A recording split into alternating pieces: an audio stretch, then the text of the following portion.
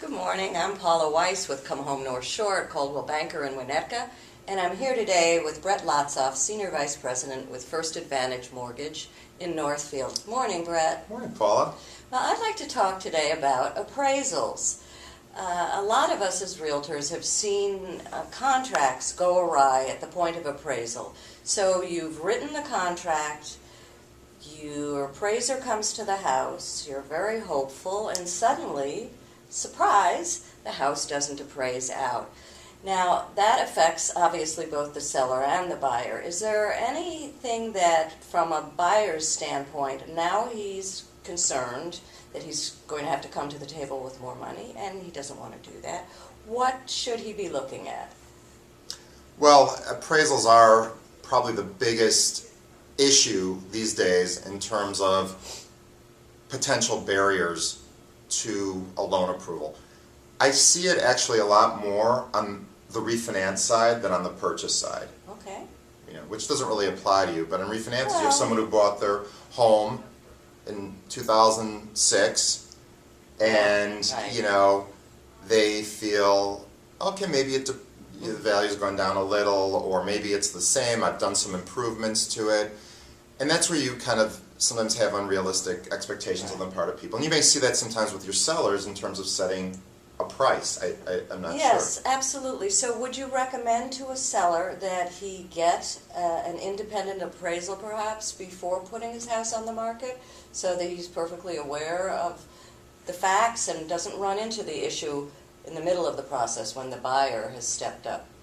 Yeah, I would highly recommend that. I mean, that is really being proactive as a seller, knowing that the appraisal issue can potentially, throw a wrench in your deal. I mean, to be able to do that, the cost of an appraisal ranging from, maybe $225 to, if it's a, big, multi-million-dollar home, still the appraisal should not be more than $500-600. It's well worth it. It's a great investment, because what we see sometimes, there's two ways low appraisals cause a problem in the purchase transaction. One is where it doesn't affect the financing at all. Because if someone's planning on putting enough money down, there's enough leeway, even if the appraised value comes in lower than the price, it's not going to affect the financing.